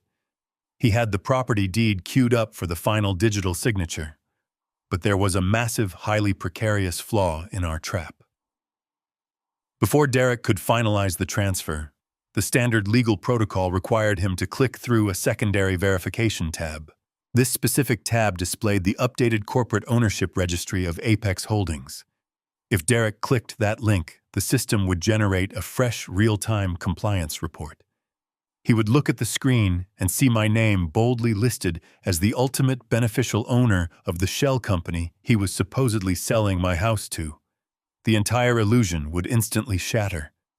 He would immediately abort the transaction, destroy the forged documents, and flee before we could lock the steel jaws around him. The cursor on Derek's mirrored screen hovered dangerously close to the ownership verification tab. The tension in the motel room was absolutely suffocating. I gripped the edge of the laminate table, watching my son-in-law prepare to make the most critical decision of his life. I turned to Gabe, my voice dropping to a harsh, urgent whisper. I told him we could not let Derek open that registry link. Gabe did not panic. His hands flew across his mechanical keyboard with terrifying speed. He isolated the specific IP address of Derek's personal laptop on the estate network. He explained that he could not simply block the website because a hard error would make Derek suspicious. Instead, Gabe initiated a highly targeted localized denial of service attack, directed exclusively at the bandwidth allocated to Derek's wireless connection. He flooded Derek's specific network node with thousands of microscopic useless data packets. It was digital quicksand. On our mirrored screen, we watched Derek click the verification link. The web page immediately stalled. The loading wheel began to spin sluggishly, endlessly circling without actually retrieving any data. Gabe was artificially throttling the connection down to a crawl, creating an incredibly frustrating, agonizing delay. We could hear Derek through the audio feed muttering angry, impatient curses under his breath. He tapped his desk forcefully. He refreshed the page twice, but Gabe perfectly maintained the precise level of interference, making the portal appear overwhelmed by heavy holiday server traffic. Derek was already functioning on raw adrenaline and pure panic. He was terrified of the impending federal audit and desperate to secure the $8 million loan before the shadow bank lost patience. He did not have the psychological endurance to wait for a slow server. Derek groaned loudly in sheer frustration. He slammed his hand against the desk. Through the audio feed, we heard him curse the internet provider. He moved his cursor away from the loading verification tab, completely abandoning the registry check. He did not care who technically owned the shell company anymore. He only cared about getting the cash. He clicked the cursor directly over to the final execution window. The screen prompted him for his digital signature. He uploaded the perfect forgery of my name and the stolen image of Caroline's notary seal. He checked the box confirming the absolute transfer of the estate deed. I held my breath, the silence in the room pressing against my chest like a physical weight. On the screen, the cursor hovered over the bright blue button labeled Sign and Execute. With a sharp, definitive click of his mouse, Derek finalized the transaction. A bright green confirmation banner flashed across his screen. The deed was officially transferred.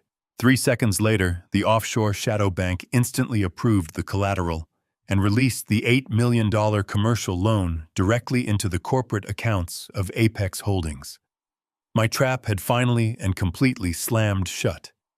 The massive fortune he thought he was actively stealing had just landed securely into my very own hands. He was utterly, entirely, and absolutely trapped. The dim light of the motel room felt incredibly heavy as we stared at the primary monitor on Gabe's folding table, waiting for the final confirmation of his absolute betrayal. A specialized banking dashboard dominated the screen, displaying the secure routing pathways of the Delaware Shell Company.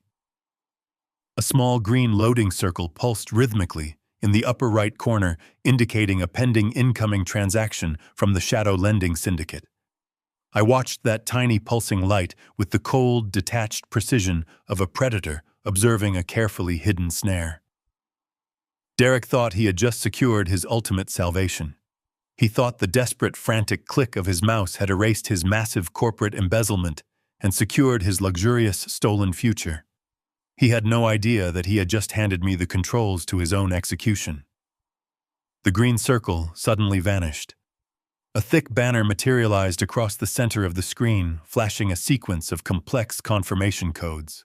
The numbers rolled over like the digital tumblers of a slot machine, finally locking into place with absolute certainty. $8 million had just successfully cleared the international banking firewall. The massive sum of liquid cash dropped directly into the primary operating account of Apex Holdings. I let out a slow, measured breath, feeling the undeniable weight of the moment settling into my bones. The bait had been taken. I leaned back in the creaking plastic chair, a profound, chilling sense of calm washing over my entire body. In a traditional corporate structure, Derek would now possess the administrative authority to immediately route those funds to his failing startup, quietly covering the massive $6 million deficit before the federal auditors arrived on Monday morning. He would have pocketed the remaining $2 million as a convenient, lucrative bonus for his troubles. However, the architecture of this specific transaction was no longer traditional in any sense of the word.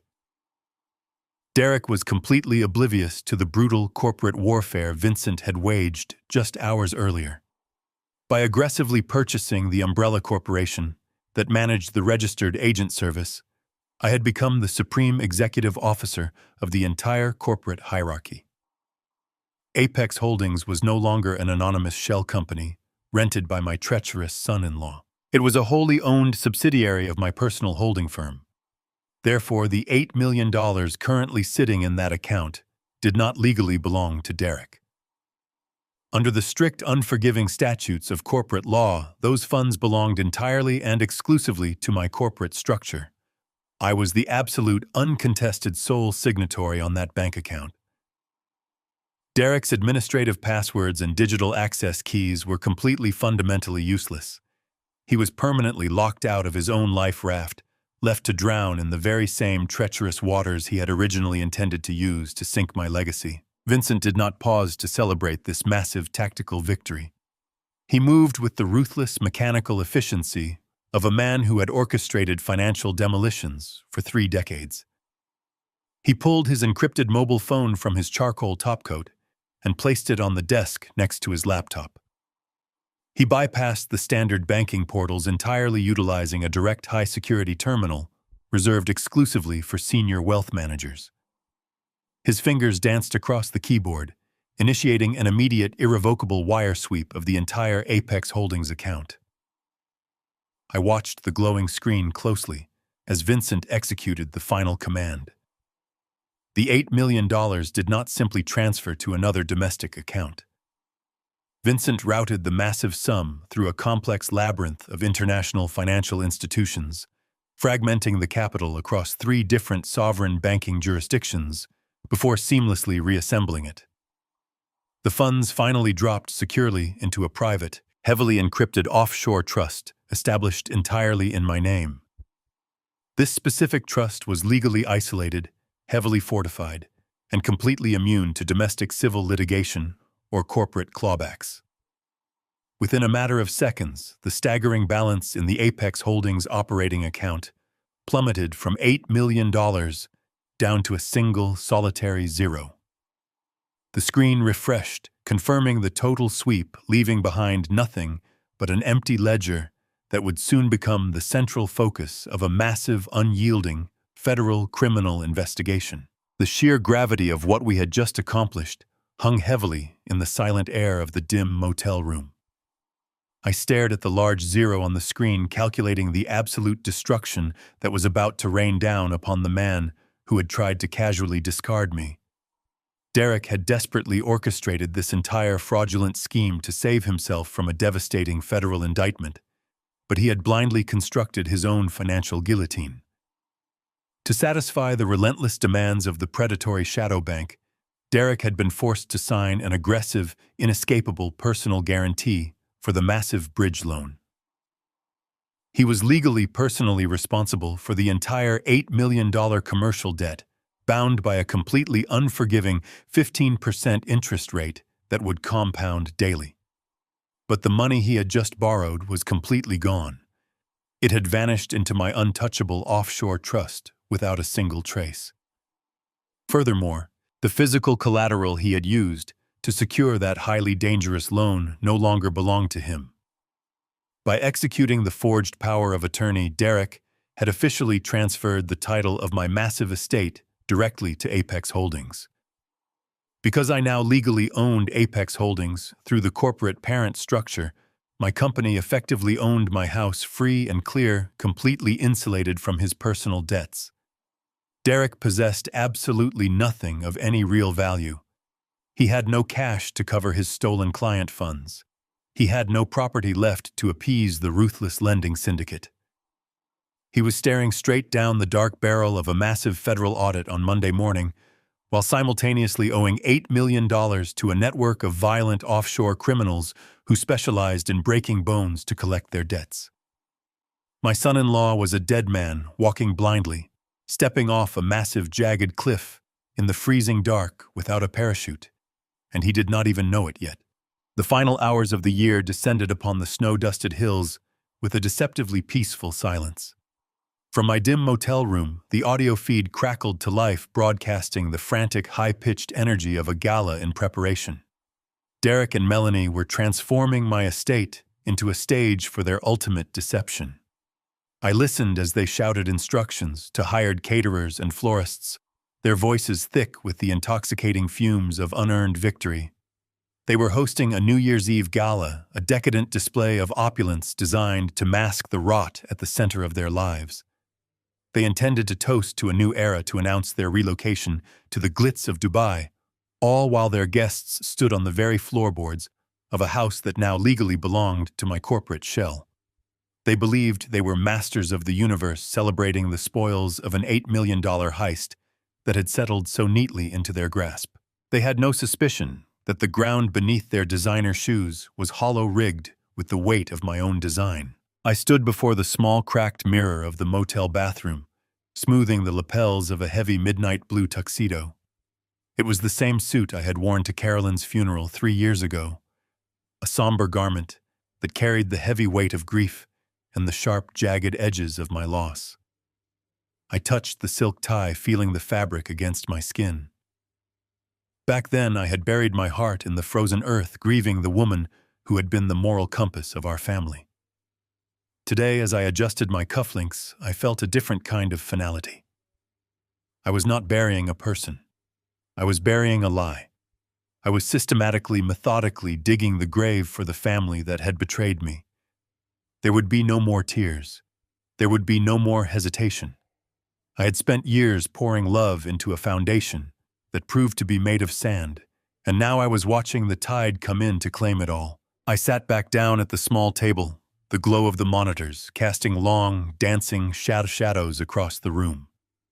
Gabe sat with his eyes glued to a wall of data monitoring the digital heartbeat of the estate. He noted that Derek had already begun clearing his personal workstations, confident that he would be on a flight to the Middle East before the sun rose on the 2nd of January. The sheer arrogance was staggering. They thought they had outsmarted a man who built skyscrapers and bridges for a living. They thought I was a relic of a past age, too dim to notice the shadow growing over my own hearth. I looked at the phone resting on the laminate table. It was time to initiate the final sequence of the demolition. I reached out and dialed the first number. It was a direct line to a senior supervisor at the FBI's Financial Crimes Division, a man Vincent and I had cultivated during a mutual investigation years ago. I did not use my name. I identified myself only as the primary victim of a massive multi-jurisdictional money laundering operation involving the illicit use of corporate shells and forged legal instruments.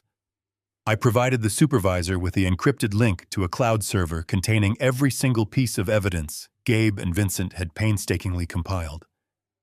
I laid out the trail of the fraudulent contracts, the forged signature of my late wife on the notary documents, and the specific routing numbers of the $8 million bridge loan. I told him exactly where the money was and exactly who had initiated the crime. I did not ask for a favor. I provided the agency with a slam-dunk case that would guarantee a swift public and devastating investigation. The supervisor thanked me, his voice professional and brisk, confirming that a task force would be assigned immediately. The first pillar had collapsed. I placed the phone down and let out a long, steady breath.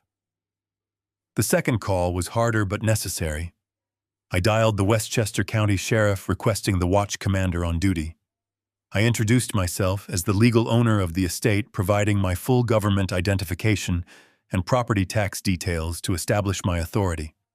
I informed the sheriff that I had received credible, verified intelligence regarding a high-level corporate fraud scheme currently operating out of my private residence. I explained that I had obtained a court-ordered notification of unauthorized residency and criminal activity tied to the occupants. I requested an armed presence at the front gates at exactly midnight, precisely when the gala would be reaching its crescendo. I emphasized that the suspects were considered high-risk individuals currently under federal investigation for white-collar crime. The sheriff promised me that a patrol unit would be waiting at the perimeter to ensure the premises were secured the moment the clock struck 12. I looked at Vincent, who was watching me with a look of cold, grim respect. The house was now surrounded, the authorities were alerted, and the financial trap was set to seal their fate for the rest of their natural lives. Derek and Melanie were currently laughing, clinking crystal glasses, and dancing in the grand foyer, completely unaware that the countdown to their total ruin had already begun. They were waiting for midnight to toast their new life in Dubai. I was waiting for midnight to watch their old life disintegrate into dust. The air in the room felt electric, humming with the tension of a storm finally breaking. I grabbed my heavy overcoat, threw it over my shoulders, and headed for the door. I wanted to be close enough to witness the exact moment the light left Derek's eyes when he realized he had finally lost everything. It was time to go home and watch the fireworks. The drive to the municipal building in downtown Westchester was a quiet journey through the freezing December night. Vincent drove with his usual practiced efficiency, the heavy tires of the SUV crunching softly against the fresh layer of snow that blanketed the empty streets. I sat in the passenger seat staring out the window at the passing streetlights, feeling the cold weight of the flash drive resting in my coat pocket. This tiny piece of plastic contained the absolute sum of Derek and Melanie's treachery. It held the forged documents, the recorded confessions, and the undeniable digital footprint of an $8 million federal crime. We pulled into the dimly lit parking lot of a local precinct substation. It was a brutalist brick building, quiet and unassuming, chosen specifically for its absolute discretion. I stepped out into the biting cold, pulling my overcoat tight against the winter wind, and walked through the heavy glass doors with Vincent flanking me like a shadow. Inside, the fluorescent lights buzzed softly overhead. We were directed to a sterile, windowless briefing room situated at the end of a long, narrow corridor. Waiting for us at a large rectangular table were two men who represented the absolute, uncompromising hammer of the law. Special Agent Miller of the Federal Bureau of Investigation stood up as we entered. He was a tall, sharply dressed man with a severe posture and eyes that calculated every detail of the room. Beside him was Sheriff Higgins, a veteran law enforcement officer with a thick gray mustache, a weathered face, and the sturdy build of a man who had spent 4 decades policing this county. We did not exchange pleasantries. There was no time for small talk or polite introductions. The stakes were far too high, and the clock was steadily ticking down toward midnight. I took my seat directly across from them, placed the encrypted flash drive on the center of the scratched wooden table, and pushed it forward. I calmly told them that the drive contained everything they needed to put my daughter and my son-in-law in federal prison for the rest of their natural lives. Agent Miller plugged the drive into his secure terminal, his face a mask of absolute professional detachment. Vincent stepped forward, functioning as my proxy, and began to systematically walk them through the elaborate architecture of the fraud. First, he pulled up the high-resolution scan of the power of attorney. He pointed out the slight microscopic hesitation marks in the signature, comparing it with the stolen notary seal. Sheriff Higgins leaned in, his jaw tightening, as he examined the blatant forgery. Next, Vincent played the pristine audio recordings we had intercepted from Derek's office. The briefing room was filled with the clear, undeniable sound of Melanie and Derek calmly discussing their plot to drag me from my home, fabricate a dementia diagnosis, and lock me away in a state-run psychiatric ward. The sheer, calculating cruelty of their voices echoed against the concrete walls. I watched Sheriff Higgins slowly shake his head, a look of profound disgust washing over his weathered features. Finally, Vincent displayed the banking ledgers. He traced the exact routing pathway of the $8 million commercial bridge loan, showing how Derek had illegally authorized the wire transfer using the forged documents, moving the massive sum into the corporate accounts of Apex Holdings just hours ago. Agent Miller sat back in his chair, his sharp eyes fixed on the digital paper trail illuminating his screen. He spoke with the quiet, terrifying authority of the federal government. He stated clearly that Derek had just committed multiple counts of aggravated wire fraud, severe bank fraud, and interstate financial manipulation. Miller explained that by utilizing the international banking system to facilitate the transfer of stolen funds, Derek had elevated a simple theft into a massive federal conspiracy. The mandatory minimum sentencing guidelines for the financial crimes alone would ensure Derek did not see the outside of a maximum security facility for at least 20 years. Sheriff Higgins crossed his thick arms over his chest, his voice rumbling with localized authority.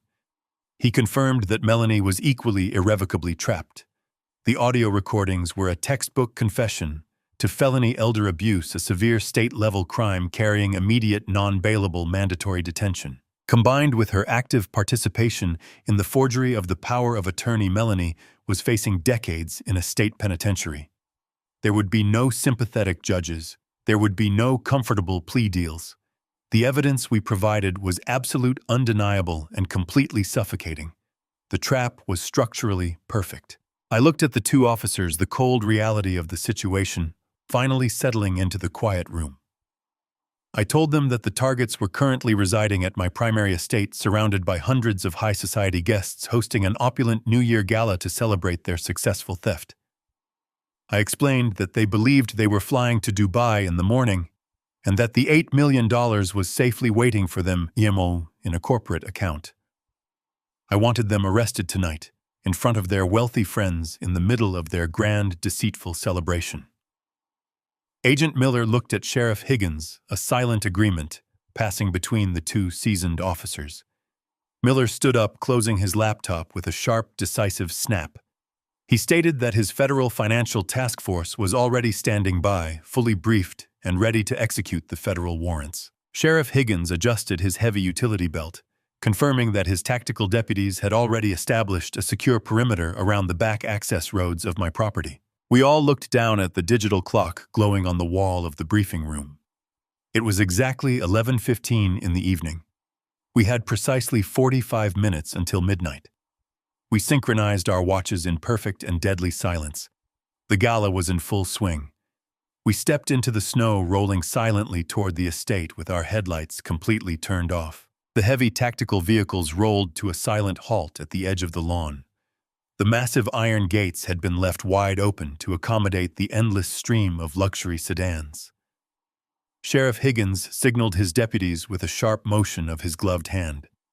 The armed officers moved through the deepening snow, fanning out to secure every perimeter exit, patio door, and service entrance of the estate. I walked up the long driveway, with Vincent matching my pace on my right, while Agent Miller and Sheriff Higgins flanked my left. The grand mansion loomed ahead of us like a beacon against the winter sky. Every ground floor window was ablaze with golden light. Even from 50 yards away, I could hear the muffled rhythm of a live jazz band bleeding through the thick, insulated glass. The air was bitterly cold, biting at my face and turning my breath into white mist, but I did not feel the chill. My blood was burning with the absolute, undeniable certainty of the moment.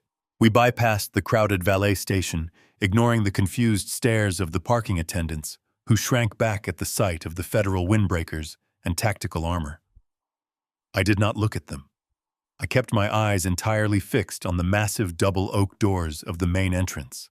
Through the frosted glass panes flanking the entryway, the scale of their decadent celebration was perfectly visible. Derek and Melanie had spared absolutely no expense in spending the money they believed they stole from my accounts. The grand foyer and the adjoining ballroom were packed with well over 100 elite guests. These were the country club elite that my daughter and son-in-law desperately wanted to impress. Waiters in crisp white uniforms navigated gracefully through the dense crowd, carrying heavy silver trays loaded with champagne and expensive appetizers.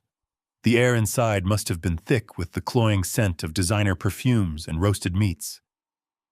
A professional 6-piece jazz band was set up in the far corner of the ballroom, playing a swing melody that kept the room vibrating with a frantic celebratory energy. It was a flawless picture of modern aristocratic triumph. They were hosting the social event of the season, cementing their fabricated status as visionaries, stepping into a bold new era of international wealth. I saw Derek standing near the center of the room, holding court beside the grand marble fireplace I built with my own hands 30 years ago. He was dressed in a ridiculous velvet jacket, leaning casually against the mantelpiece with the insufferable, arrogant posture of a man who believed he was truly untouchable. He was holding a glass of amber scotch, gesturing broadly with his free hand as he entertained a small circle of captive listeners. He was playing the absolute master of the universe, basking in the admiration of his peers, completely certain that his flight to Dubai in the morning would cement his perfect escape. Just a few yards away, Melanie was the center of her own sycophantic orbit. She wore a stunning, floor-length emerald gown that clung tightly to her figure, but it was the jewelry that caught the light. Around her neck rested a massive glittering diamond necklace that blinded anyone near her. She was throwing her head back, laughing that terrible fake laugh I had grown to absolutely despise over the past 3 years. She was touching the diamonds, nodding modestly, as her wealthy friends undoubtedly complimented her extraordinary new era of prosperity. They looked so completely happy, so entirely secure in their fortress of lies. I did not knock. I did not ring the doorbell. I reached out, gripped the heavy brass handles of the massive double oak doors and pushed them open with a sudden violent force. The doors slammed inward, bouncing hard against the interior walls with a loud, echoing crack that cut sharply through the lively music. The freezing winter wind howled violently into the warm foyer, carrying a chaotic swirl of white snow directly onto the floors. I stepped over the threshold, letting the heavy cold air sweep through the room like a physical shockwave. Vincent walked in beside me, his face set in a predatory stare. Agent Miller and Sheriff Higgins stepped in immediately behind us, followed instantly by 4 heavily armed tactical deputies in ballistic vests. The sudden, terrifying presence of law enforcement officers pouring into the elegant entryway was a brutal, jarring violation of their perfect, pristine reality. We did not say a single word. We simply stood in the entryway, forming an absolute, unyielding wall of authority and impending consequence. The cold wind continued to whip around our heavy coats as the snow melted onto the expensive oriental rugs. The transformation of the room was instantaneous and absolute. The trumpet player in the jazz band faltered, hitting a sharp, discordant note before the entire band stumbled to a confused, awkward halt. The cheerful, lively music simply died, leaving a sudden, suffocating silence in its wake. The animated conversations and the light clinking of champagne glasses evaporated into thin air. Over 100 wealthy guests froze in place, turning their heads in collective, stunned silence toward the front doors. The crowd parted instinctively, stepping away from the entryway, as if we were carrying a deadly contagion. Through the newly formed clearing in the crowd, Derek finally spotted me. He stopped mid-sentence, his hand freezing in the air. For one microscopic fraction of a second, I saw his smug smile falter. I saw the absolute primal terror flash briefly behind his eyes as he processed the federal windbreakers and the tactical gear. But his deeply ingrained survival instincts desperately tried to kick in. He swallowed hard, refusing to let the panic show in front of his elite audience. He shifted his weight, forced his mask of confidence back into place, and slowly raised his crystal glass directly toward me, as if welcoming an eccentric, expected guest. Derek took a confident step forward, the forced, brilliant smile masking the absolute panic vibrating just beneath his skin. He navigated the frozen crowd with ease, lifting his crystal glass of scotch high into the air, as if my sudden appearance, accompanied by an armed tactical unit, was simply an elaborate, festive surprise. Victor Derek announced, his voice booming with artificial warmth that echoed awkwardly across the silent grand ballroom. "You are back from Maine early. We did not expect you until the 2nd. He turned to the bewildered wealthy guests, gesturing expansively toward me with his free hand. "Ladies and gentlemen, my father-in-law, Victor Alden. Let us give him a hand for braving the storm." A few hesitant claps trickled through the dense crowd, quickly dying out under the heavy, intimidating presence of Sheriff Higgins and his heavily armed deputies. Derek closed the distance between us, extending his hand for a firm, masculine handshake, his eyes wide, and silently begging me to play along with the charade. I did not move. I kept my hands buried deep inside the pockets of my heavy overcoat and simply stared at him, letting his extended hand hang awkwardly in the freezing air blowing through the open doors. The smug, confident mask on his face finally began to crack, his charming smile trembling at the edges. I stepped past him, ignoring his presence entirely, and walked slowly toward the raised platform in the corner of the ballroom where the jazz band stood, frozen in shock. The lead singer, a young woman in a sequined dress, clutched a vintage silver microphone to her chest. I approached her, extending my hand with a quiet, polite nod. She swallowed hard, and carefully handed the microphone over to me, stepping back to join the rest of her band. I turned around to face the massive crowd of high society elites. My estate was packed with the very people Derek and Melanie had desperately sought to impress the wealthy investors and country club socialites they viewed as their golden ticket to absolute relevance. I tapped the microphone once. The sharp, heavy thump resonated through the massive speakers, demanding total, uncompromising attention. My voice, when I finally spoke, was entirely calm, devoid of shouting, but carrying a heavy, unyielding resonance that commanded the space. I apologize for interrupting the festivities. I began letting my gaze sweep slowly across the sea of designer dresses and tailored suits. I know Derek and my daughter Melanie have been working tirelessly to host the perfect New Year gala to celebrate their profound success. But I felt it was absolutely necessary to clarify the exact nature of the success you are all celebrating tonight. I looked directly at Derek, who had slowly retreated to stand beside Melanie. She was gripping his arm, the glittering diamond necklace suddenly looking like a heavy, suffocating collar around her throat. Just a few weeks ago, I continued, my voice echoing clearly through the grand foyer, during what was supposed to be a quiet, private family Christmas dinner in this very room. Derek screamed at me. He demanded that I immediately vacate my own home. He told me that my presence was an embarrassment, an obstacle to his incredibly important business meetings. He claimed he was hosting wealthy, visionary investors who could not be bothered by the presence of a quiet, retired old man. I took a slow step forward on the platform, my eyes never leaving Derek's increasingly pale face. Melanie stood right beside him and agreed. My own daughter told me that my era was over. They genuinely believed I was simply an outdated relic, a foolish, trusting man who would quietly fade into the background while they dismantled my life's work. They completely convinced themselves that I would politely surrender my dignity, my fortune, and my sanity just to maintain the superficial illusion of family harmony. They thought I would quietly pack my bags and let them steal everything I had built. A collective, horrified gasp rippled through the crowd of elite guests.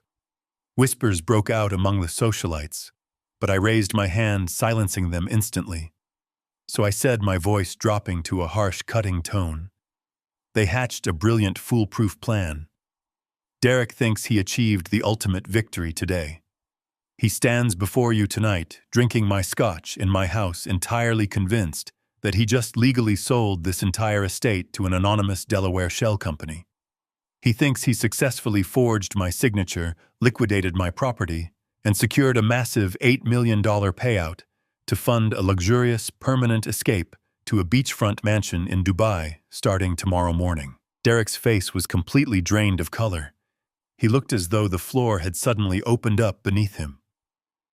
Melanie let out a high, terrified whimper, covering her mouth with a trembling hand, as the catastrophic reality of my words finally pierced through her delusion. I looked at them with absolute profound pity mixed with an unyielding, icy resolve. But Derek, I said, leaning closer to the microphone, delivering the final devastating blow. In your desperate rush to secure that $8 million loan, you made one critical, catastrophic mistake. You completely forgot to check who actually bought the parent corporation of your little anonymous shell company last week. I turned and held the heavy silver microphone out toward Vincent. He stepped forward from the shadows of the entryway, his sharp, weathered features illuminated by the golden chandelier light. He took the microphone with practiced elegance and pulled a thick, officially stamped corporate registry document from his tailored coat pocket. He held the document up for the entire crowded ballroom to see. Victor Alden, Vincent announced, his voice slicing through the room with surgical, lethal precision, is the absolute, undisputed sole owner of Apex Holdings. Thank you, Derek. Thank you for taking out an inescapable high-interest $8 million commercial loan and depositing every penny directly into Mr. Alden's corporate account. The raised crystal glass trembled in Derek's hand. The amber liquid sloshed violently over the rim, spilling onto his expensive velvet jacket, as Vincent's words echoed through the cavernous room. The absolute suffocating silence of the grand ballroom stretched into an eternity. Not a single guest spoke. Not a single person moved. Everyone watched as Derek's mind fiercely ground together, desperately trying to process the catastrophic mathematical equation laid out before him. I could see the exact terrifying second. The horrific reality shattered his arrogant facade. He realized the $8 million he had just borrowed at a crippling 15% interest rate was gone, swept instantly into my untouchable offshore trust. He was now personally, inescapably responsible for a massive fortune owed to a syndicate of ruthless, violent lenders who did not tolerate excuses. And worst of all, the physical collateral he had surrendered to secure that dangerous loan no longer belonged to him. The lavish estate he was currently standing inside, the property he thought he cleverly stole, was fully legally owned by a corporate entity I completely controlled. He had zero cash. He possessed no collateral.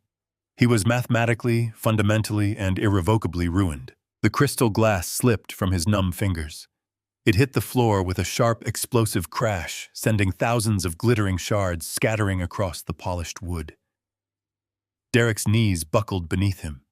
He collapsed onto the floor, landing heavily on his hands and knees. His breath came in ragged gasps, his chest heaving as if the oxygen had been completely sucked out of the room. He stared blankly at the shattered glass, a ruined man crushed by the colossal weight of his own profound greed. Agent Miller did not hesitate. He stepped forward, breaking the frozen tableau of the stunned crowd. His boots crunched over the broken crystal as he closed the distance to the fireplace. He reached down, grabbed Derek roughly by the shoulder, and hauled him to his feet. Derek offered no resistance. He was a hollow shell staring vacantly into the distance. Agent Miller spun Derek around, pulling his arms behind his back with practiced efficiency. Derek, Agent Miller announced, his voice projecting a cold authority that commanded the entire room. You are under arrest for federal wire fraud, aggravated bank fraud, and forgery. You have the right to remain silent. The definitive snap of the heavy steel handcuffs closing tightly around Derek's wrists echoed like a gunshot. The sound broke the spell, holding the wealthy guests hostage. A chaotic murmur of shock and horror swept through the crowd. Socialites covered their mouths, backing away in panic, as tactical deputies stepped forward to secure the perimeter around the fireplace. Melanie had been standing frozen beside the mantel, paralyzed by the rapid, devastating collapse of her perfect world. As the federal agent secured the handcuffs on her husband, her deeply ingrained survival instincts finally triggered. She looked at Derek, then at the armed deputies, and then at me. Instantly, she reverted to the singular tactic she had perfected over a lifetime of manipulation. She violently rejected reality and immediately cast herself as the tragic, helpless victim. Melanie let out a piercing scream that cut through the murmuring crowd. She violently shoved Derek away from her, her face twisting into a mask of theatrical betrayal. I had no idea she wailed, her voice echoing with a manufactured pitch. He forced me to sign those papers. He threatened me. I did not know anything about the money. He manipulated everything. He is a monster. She gathered the heavy fabric of her designer gown and sprinted across the floor toward me, tears streaming down her carefully painted face. The tactical deputies tensed, but I held up my hand, signaling them to let her approach. Melanie fell to her knees right in front of me, grabbing the hem of my heavy overcoat with trembling, desperate hands. "Daddy, please," she sobbed, looking up at me with wide, pleading eyes. "You have to believe me. I am your little girl." I did not know what he was doing. I was terrified of him. "Please, Daddy, you have to protect me. I love you. Please save me from this." I looked down at my daughter. I looked at the tears ruining her makeup, listening to the frantic, panicked lies spilling from her mouth. 3 years ago, I would have immediately dropped to my knees, wrapped my arms around her, and done absolutely everything in my power to protect her from the consequences of the world. I would have drained every bank account I possessed to save her. But the father she thought she was manipulating had died the very moment he heard her true voice plotting his demise. I did not bend down. I did not offer her a single word of comfort. I simply reached into the pocket of my tuxedo trousers and pulled out my mobile phone. I had already linked the device directly to the expensive, high-fidelity surround sound system Derek had proudly installed throughout the entire estate. I looked at Melanie's weeping, pathetic face, my own expression completely devoid of any remaining warmth or parental affection. I tapped a single specific icon on the glowing digital screen. A sharp electronic click resounded through every hidden speaker in the grand ballroom, the foyer, and the dining room. Then a voice filled the entire house. It was not my voice. It was Melanie's voice. The crystal-clear, high-definition audio recording captured her cold, calculating tone perfectly. "We do not just kick him out," Derek Melanie's recorded voice stated, echoing loudly over the heads of the stunned, silent guests. "We have the lawyer declare him legally incompetent. We tell the judge he is suffering from severe dementia. We lock him in that psychiatric facility in New York. By the time he figures out how to hire a lawyer to fight it, we will be sitting on a beach in Dubai, and the money will be untraceable." The sharp, ruthless audio recording finally clicked off, leaving a ringing, devastating silence in its wake. The sheer brutality of Melanie's own words hung suspended over the grand ballroom, completely shattering any remaining illusion of her innocence. Her hands slowly slipped from the heavy fabric of my overcoat, the theatrical tears drying instantly on her pale, horrified face.